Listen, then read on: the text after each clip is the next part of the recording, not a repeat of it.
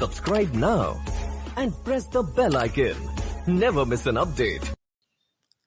नमस्कार, जय हिंद दोस्तों। स्वागत है आप सभी लोगों का आपके अपने YouTube channel Steve with Bush channel पर। देखिए, यह वीडियो आपके लिए बहुत ही हेल्पफुल है और साथ में ये जो खबर हम आपको देने वाले हैं ये बहुत ही दुख भरी है, क्योंकि जब आप एग्ज़ाम सेंटर में पहुंचते हैं, अगर आप 1 या 2 मिनट की देरी होती है आपको तो एग्ज़ाम सेंटर में एंट्री नहीं मिल पाती है। लेकिन अगर एग्ज़ाम रद्द होने की सूचना आपको मिल जाए तो आपको कैसा लगेगा? तो इसी सूचना को लेकर है। देखिए, आप इतनी मेहनत के बावजूद तैयारी करके और तमाम अटकलों को पार करते हुए एग्ज़ाम सेंटर पे पहुंचते हैं। जैसे कि आप कहीं अपने नज़दीकी और कोई बहुत दूर से एग्ज़ाम देने के लिए बच्चा आता है और जब एग्ज़ाम सेंटर में उसको देरी हो जाती है पहुंचने में तो उसको एंट्री नहीं मिल पाती है।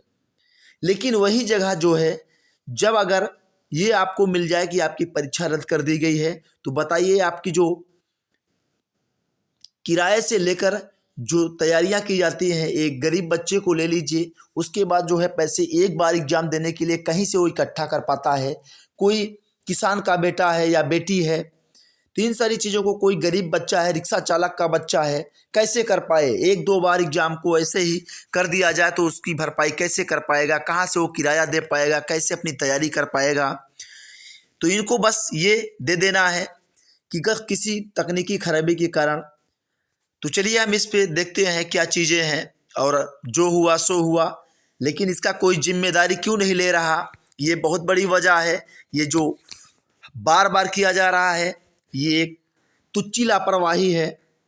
देखिए, शिक्षक पात्रता परीक्षा CTET के लिए विभिन्न केंद्रों पर तकनीकी खामियों की वजह से ऑनलाइन परीक्षा का आयोजन नहीं हो सका।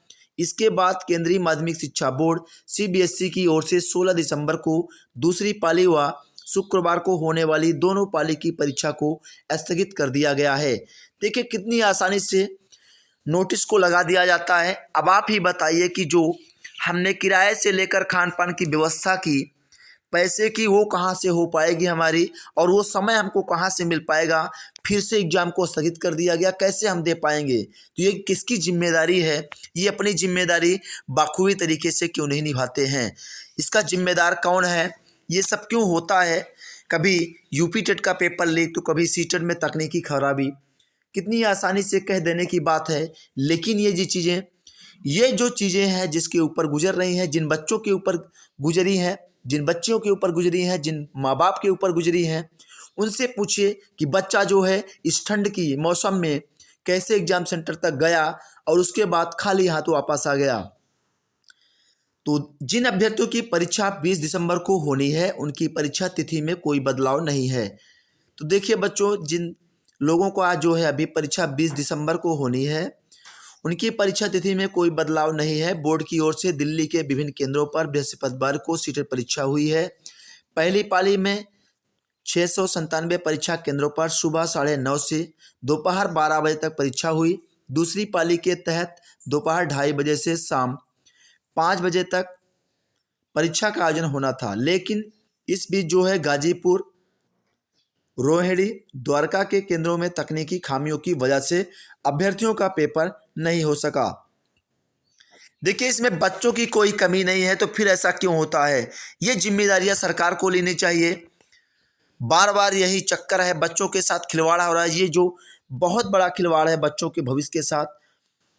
कोई भी वैकेंसी जो है अभी तक नहीं निकली है, जो भी निकली है वो क्लियर नहीं होती है।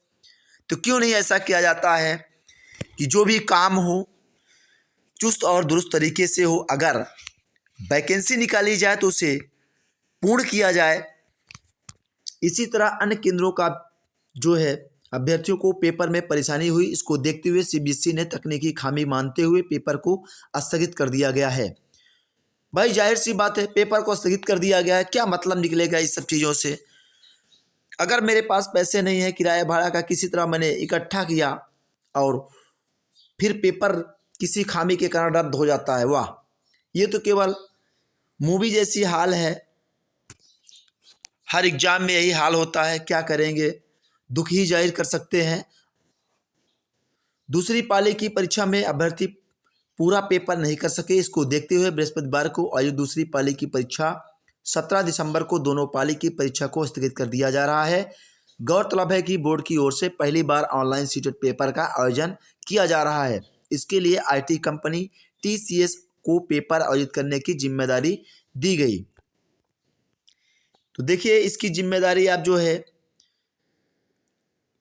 आईटी कंपनी TCS को पेपर आयोजित करने की जिम्मेदारी दी गई थी। 16 दिसंबर से लेकर 13 जनवरी तक परीक्षा होनी है। पहले पेपर के लिए वे अभ्यर्थी परीक्षा दे रहे हैं जो कक्षा 1 से 5वीं तक स्कूलों में पढ़ाना चाहते हैं। दूसरे पेपर के लिए वे अभ्यर्थी परीक्षा दे रहे हैं जो कक्षा 6ठी से 8वीं तक के स्कूलों में पढ़ाने के लिए इच्छुक हैं।